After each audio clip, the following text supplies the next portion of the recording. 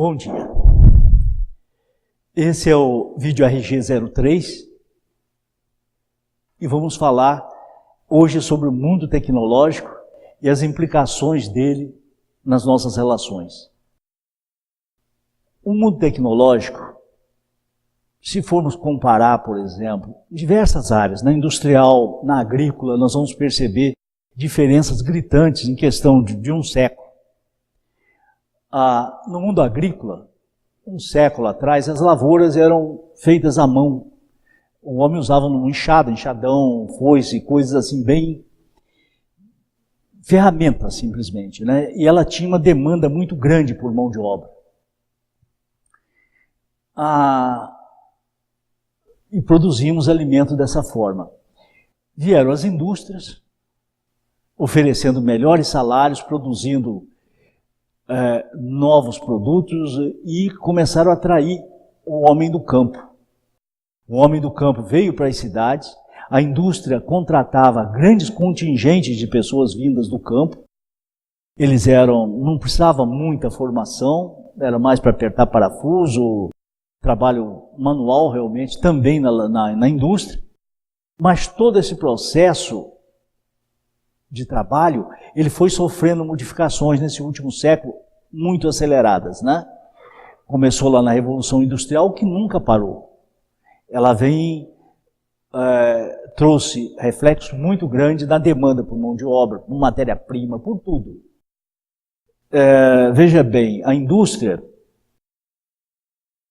que contratava esses grandes contingentes começou a usar máquinas, ferramentas, controladas por computador, e depois robótica, reduzir a demanda de matéria-prima usando nanotecnologia, produzindo hoje, por exemplo, os primeiros computadores gastavam um prédio de 3 andares para ser montado. Hoje, um microchip supera aqueles grandes computadores, né? Então, olha bem, o preço, a demanda de matéria-prima reduziram muitíssimo. A demanda por mão de obra, ela passou a exigir uma mão de obra muito mais preparada para trabalhar esse novo produto. O homem vindo do campo já não serve mais. Nós precisamos de pessoas capazes de controlar processo e apertar parafuso e tal, essa coisa já não é necessário mais. Os robôs fazem isso muito bem.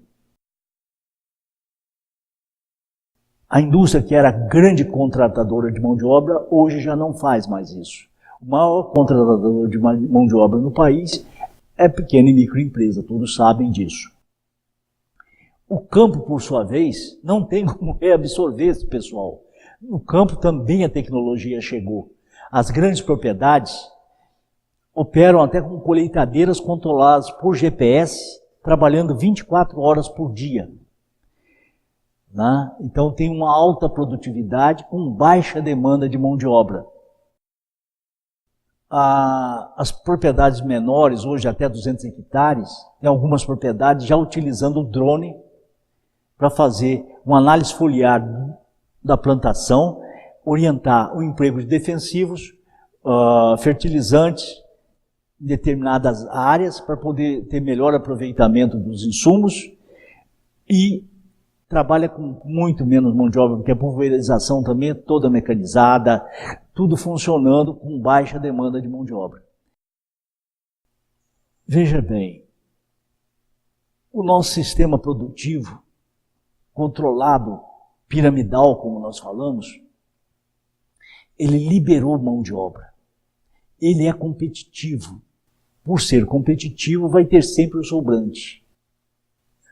Eu vou fazer o seguinte, eu vou passar para vocês aqui, só recapitulando alguns números. Eu vou passar esses dados aqui, vamos só rever. Bom, como nós vimos, população brasileira, 208 milhões de habitantes.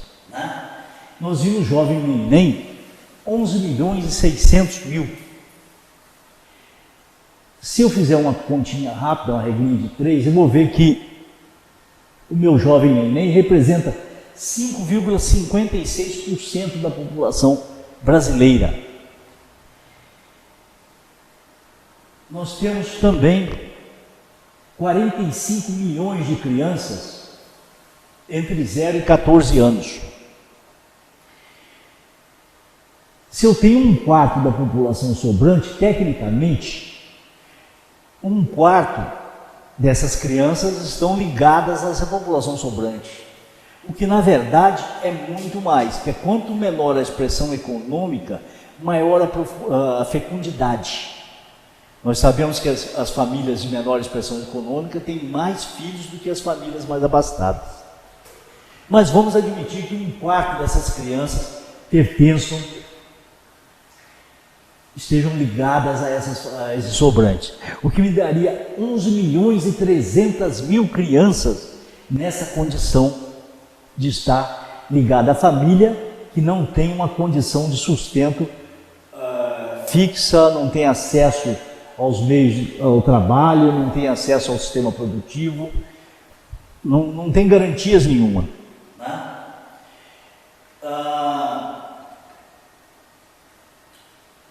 Vamos olhar agora o reflexo disso tudo na nossa sociedade. Vamos pegar, por exemplo, uma cidade pequena, como a cidade de Resende. Nós estamos produzindo esse vídeo. Tem aí 120 mil habitantes, é uma cidade pequena. Se nós temos 1/4 de população sobrante, nós vamos ter 30 mil sobrantes nessa cidade. E fazendo a conta do percentual de neném, nós vamos ter 6.670 e poucos jovens entre 16 e 29 anos que não trabalham nem estudam. Nós temos 6.519 crianças ligadas a esses sobrantes só numa cidade pequena, como Resende. Olha bem, como nós podemos observar, vamos transpor isso para uma cidade como o Rio de Janeiro, por exemplo. Olhamos o Rio de Janeiro com mais ou menos 6 milhões de habitantes. Se 1/4 da população está sobrando, eu vou ter lá 1,5 milhão de sobrantes. Eu vou ter só neném naquela cidade 333 mil jovens entre 16 e 29 anos que não têm o que fazer, não têm ocupação. Nós vamos ter crianças, 80 e tantas mil crianças, quase a população de Resende, ligadas a essas pessoas. Essas pessoas são as pessoas que acabam fornecendo a mão de obra para o tráfico, para a organização do crime. São garotos que não veem uma possibilidade de ascensão social, não veem no colégio a possibilidade de ascensão social, porque ele não tem espaço nas pirâmides realmente, e vão engrossar as fileiras do crime. Não são todos os sobrantes que fazem isso, a maioria corre para atividades lícitas, tentam trabalhar como ambulante, fazer bolo para vender, fazer faxina, pequenas tarefas para conseguir sobreviver. Mas uma pequena parte acaba entrando no mundo do crime.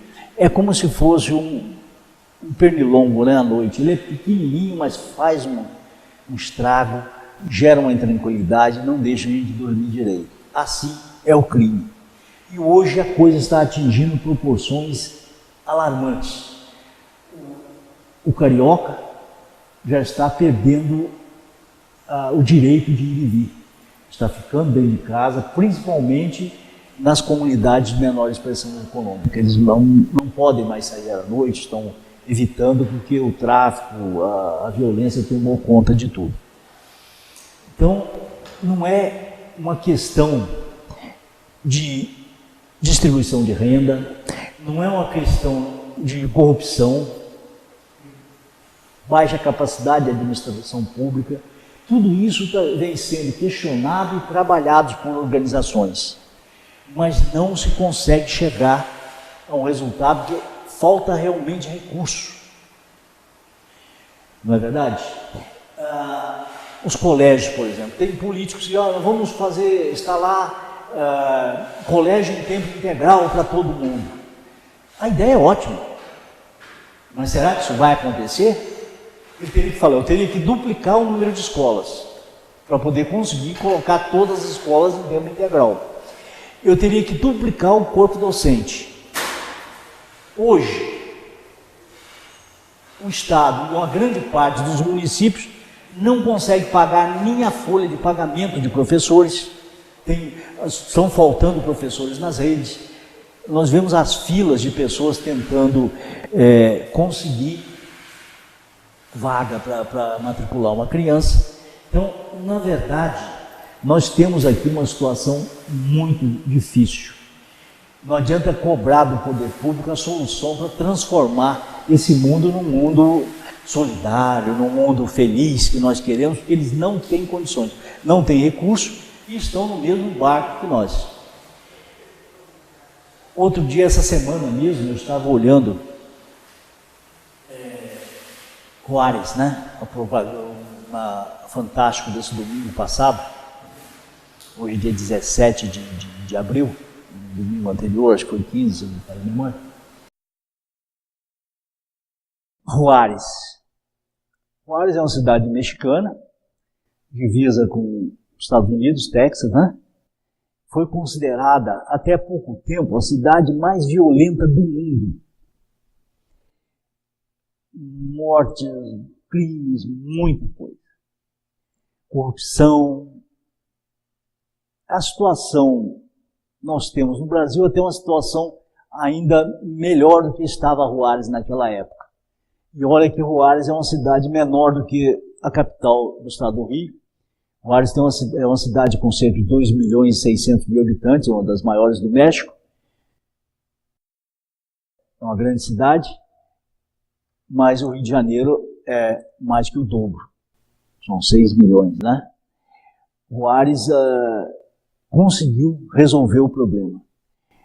O crime organizado cobrava proteção dos comerciantes, ninguém escapava de pagar a proteção, até que a morte violenta de alguns jovens, mostrada agora no Fantástico no último domingo, provocou um movimento não de cobrança, de punição, mas um movimento para consertar a situação.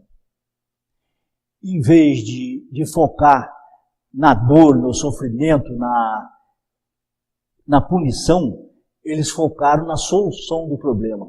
E perceberam que as autoridades, o mundo piramidal organizado, funcionando, não daria conta desse trabalho.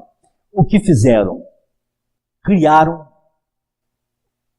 um movimento solidário. Os comerciantes todos criaram até um imposto solidário e investiram em policiais, melhoraram rapidamente, reduziram rapidamente os índices de violência, reduziram a oferta de drogas e começaram a trabalhar preventivamente. Isso aí baixou o índice de criminalidade na cidade substancialmente. De vez em quando ele sobe novamente, porque eles avançaram, olharam o problema da violência e da contenção da violência, mas não foram um pouco mais longe, como nós estamos indo aqui, nas causas originais, que é a nossa estrutura organizacional que gera essa quantidade de sobrante e que deixa pessoas sem condições de trabalhar, de renda, e acaba servindo de mão de obra para essas organizações criminosas. Não é uma questão de distribuição de renda, não é uma questão de redução de corrupção, não é uma questão de administração pública mais eficiente. Lógico que tudo isso ajuda a melhorar o mundo, mas todo esse aparato ele é feito para o mundo piramidal. Ele não é feito para a humanidade como um todo, quer dizer, os sobrantes e o piramidal. Algumas áreas foram universalizadas. Por exemplo, no Brasil, nós temos a educação universalizada. Todo mundo tem direito à educação. Também temos a saúde universalizada. Leis definem que todos têm direito à saúde. Na prática, nós temos dois tipos de educação, dois tipos de saúde. Nós temos a saúde do mundo piramidal, onde a pessoa contribui com o seu plano de saúde e é atendido imediatamente no sistema, em qualquer das suas demandas, de uma maneira cortês, né, efetiva.